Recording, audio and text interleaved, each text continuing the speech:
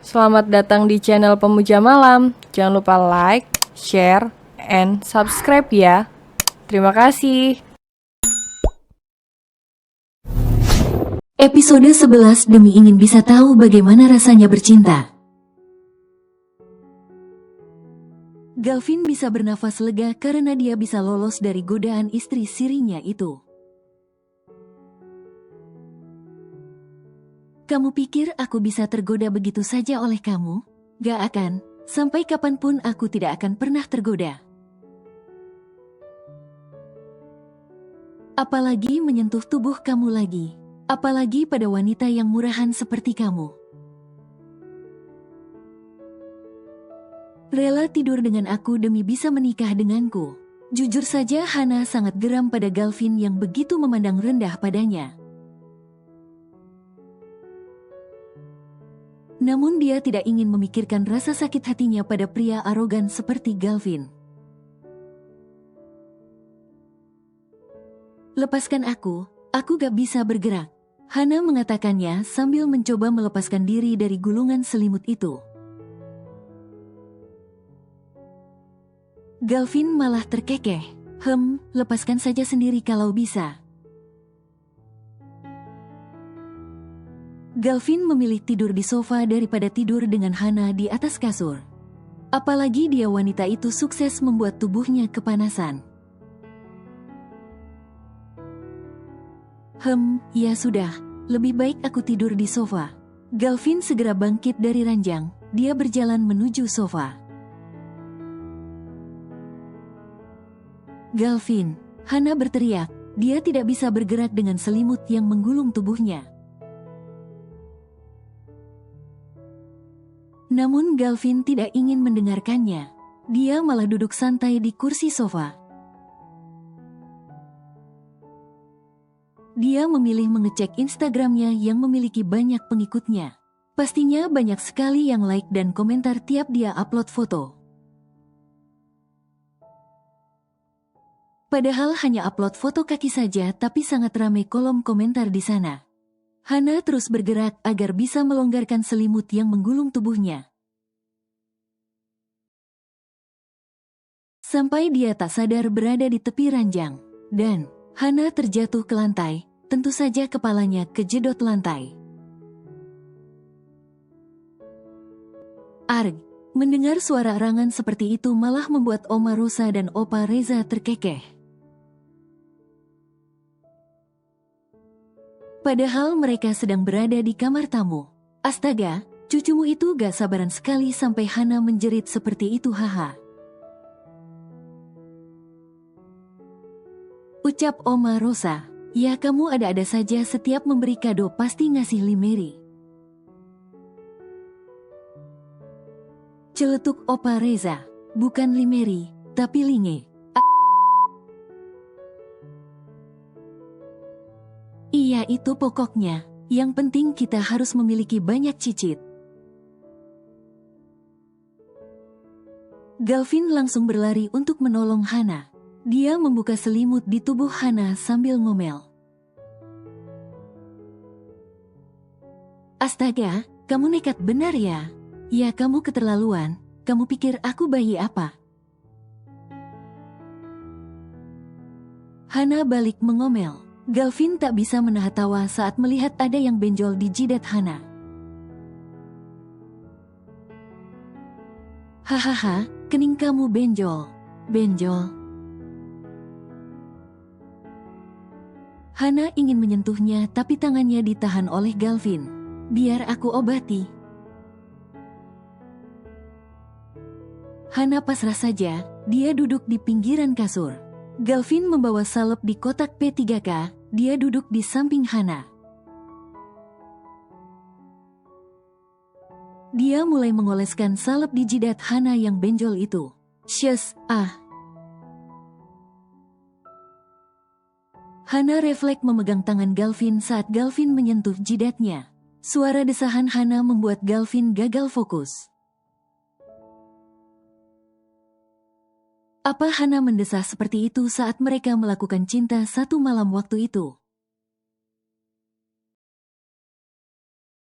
Apalagi sekarang dia melihat Hana yang memakai linge. Begitu seksi. Wajah Galvin menjadi memerah membayangkannya. Jangan mendesah seperti itu, ya kamunya juga harusnya pelan-pelan mengobatiku.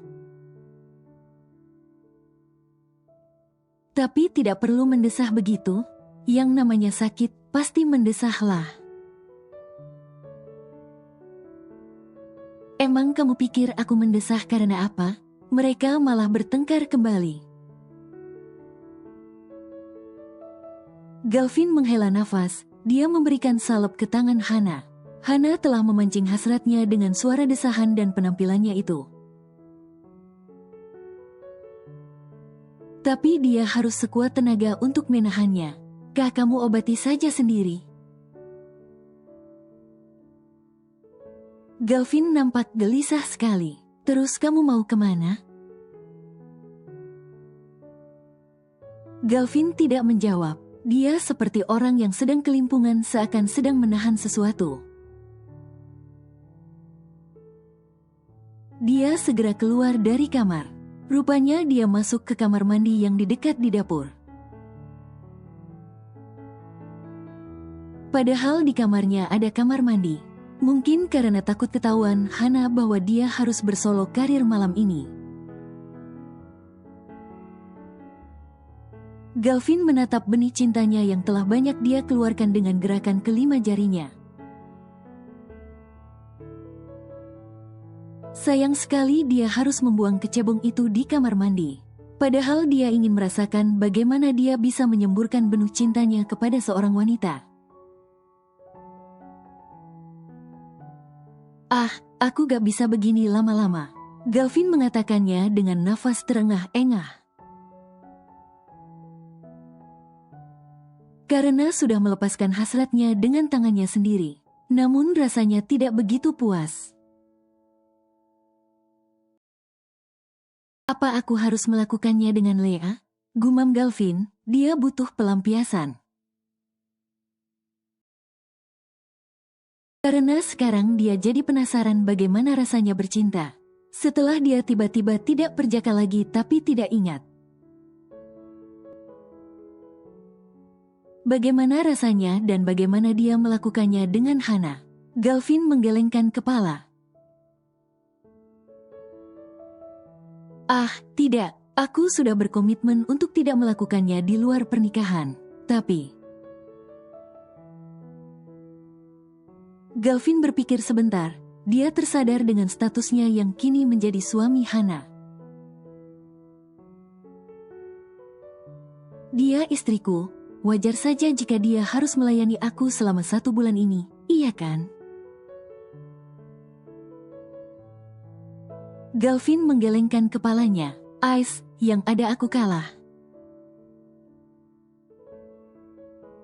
Bukannya aku yang bilang sendiri aku tidak akan menyentuhnya? Lalu tiba-tiba muncul sebuah ide di kepala Galvin. Tapi bagaimana jika aku melakukannya saat dia lagi mabuk? Pasti dia tidak akan ingat. Lagi pula dia sudah tidak perawan jadi tidak akan meninggalkan bekas. Galvin memukul kepalanya sendiri. Arg, dasar mesum, bisa-bisanya dia memiliki akal licik seperti itu demi ingin bisa tahu bagaimana rasanya bercinta. Ingat Galvin, dia itu tidak selevel dengan kamu, bukan tipe kamu. Buat apa kamu menyentuh wanita murahan seperti dia? Syes, Hana mengobati sendiri benjolan di jidatnya yang sebelah kiri.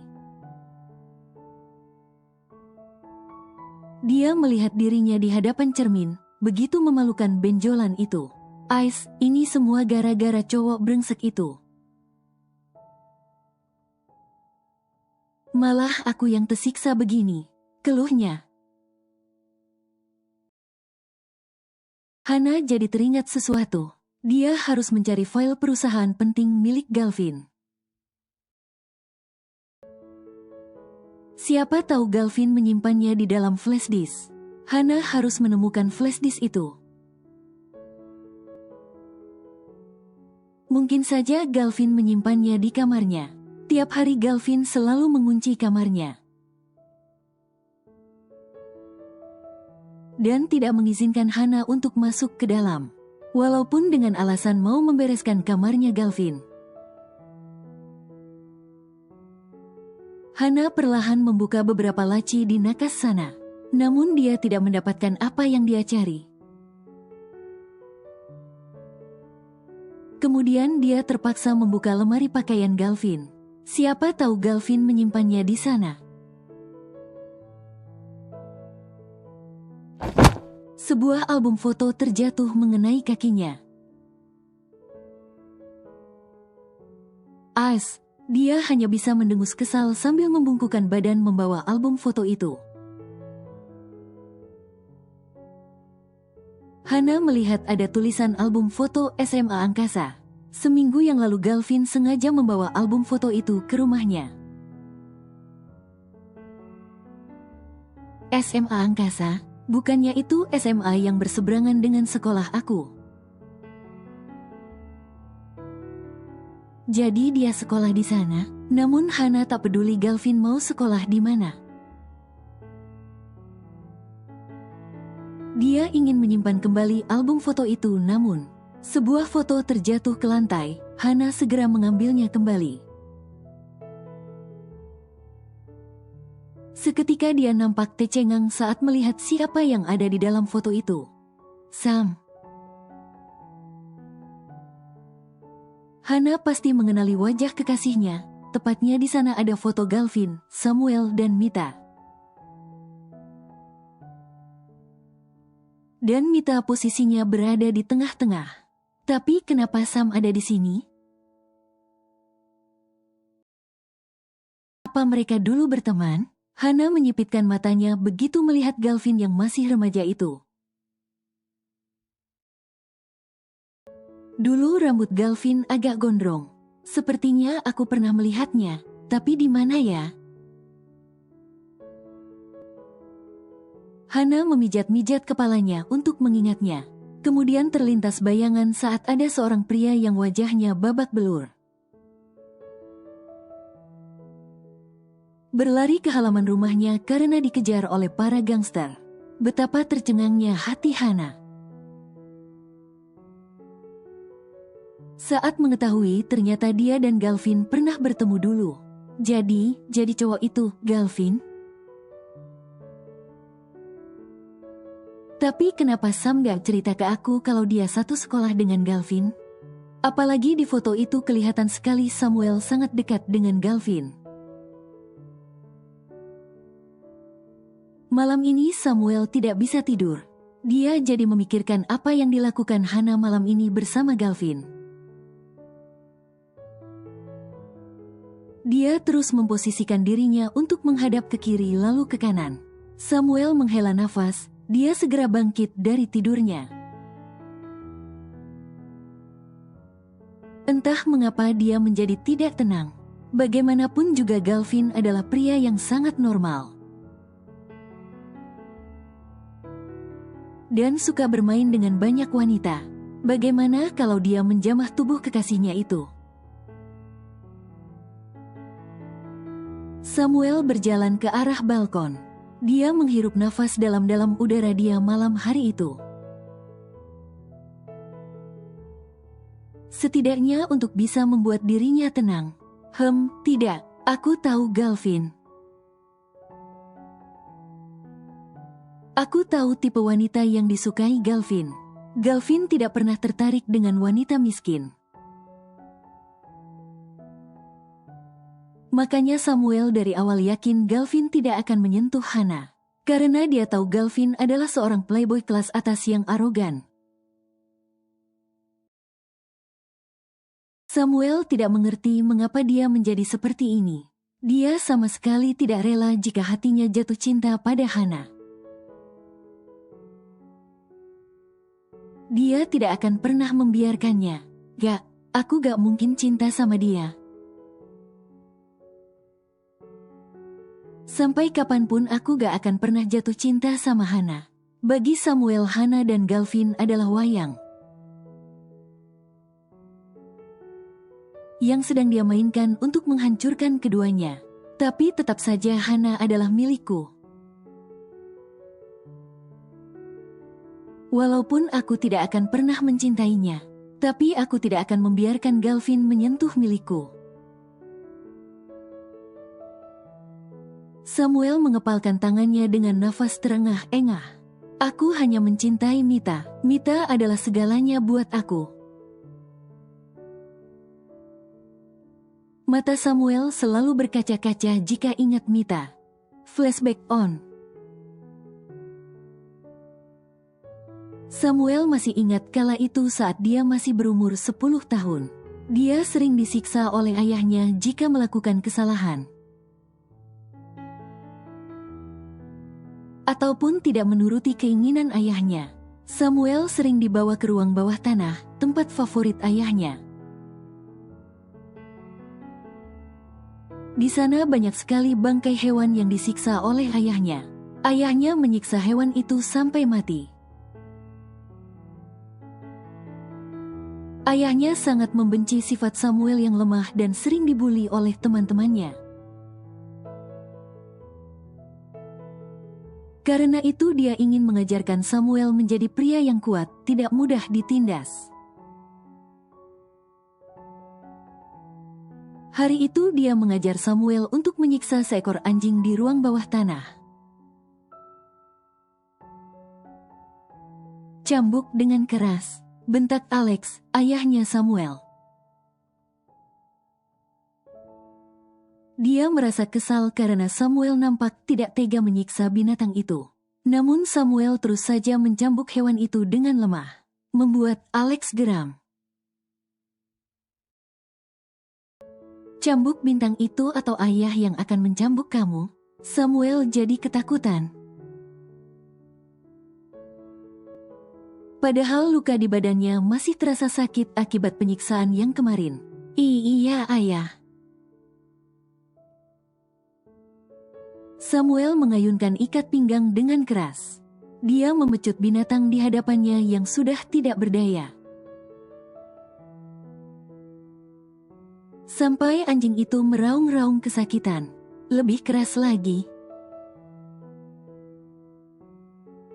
Anggap saja itu musuhmu. Kamu harus melakukannya pada musuhmu.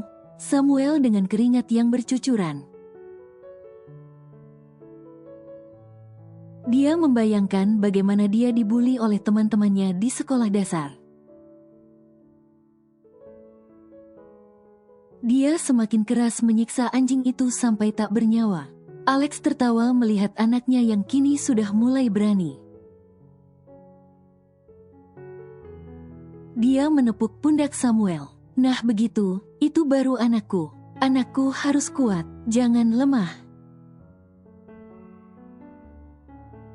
Alex memang memiliki kelainan di dalam dirinya.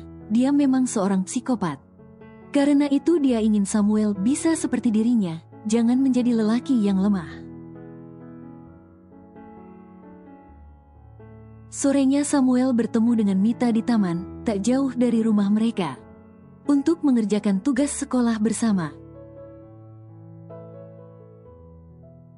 Namun karena Mita tidak tega melihat Samuel yang wajahnya ada luka lebam, dia mengobati luka di wajah Samuel. Mengapa kamu sering terluka seperti ini, Sam? Apa ayah kamu sering memukul kamu lagi? Tanya Mita sambil mengoleskan salep luka di wajah Samuel yang lebam. Samuel hanya menganggukkan kepala. Mita menjadi tidak tega melihatnya dan prihatin atas perlakuan ayahnya terhadap Samuel. Tapi dia tidak ingin ikut campur dengan urusan keluarga Samuel. Apalah daya, dia hanya seorang anak kecil berusia 10 tahun saat itu. Dia hanya bisa menghibur dan mengobati luka Samuel jika terluka. Baginya Samuel adalah satu-satunya sahabat yang dia punya. Tapi bagi Samuel, Mita adalah segalanya. Dan wanita itu harus mati gara-gara Galvin. Pria Pria yang sangat populer waktu mereka sekolah di SMA Angkasa. Galvin adalah pria yang telah membuat Mita sedih dan menangis. Sampai dia harus kecelakaan seperti itu. Flashback off. Samuel menghapus air matanya. Dia pasti akan menangis jika mengingat Mita. Mita, tunggu aku. Aku akan membuat Galvin menderita. Dia telah berani menyakiti kamu. Aku juga akan membuat wanita yang dia cintai dari dulu menyakiti lelaki angkuh itu. Semoga setelah itu kamu bisa tenang dan bahagia di sana melihat apa yang terjadi pada Galvin. Samuel mengatakan sambil menatap bintang-bintang di langit. Sementara di tempat yang berbeda, Hana nampak shock dengan apa yang dia lihat malam ini. Jadi cowok itu Galvin? Tapi kenapa Sam gak cerita ke aku kalau dia satu sekolah dengan Galvin? Apalagi di foto itu kelihatan sekali Samuel sangat dekat dengan Galvin. Hana tak mungkin bertanya langsung ke Galvin. Yang ada Galvin akan marah karena sudah lancang membuka lemari pribadinya. Karena Galvin melarang Hana untuk menyentuh semua barang Galvin yang bersifat pribadi. Termasuk masuk ke kamarnya.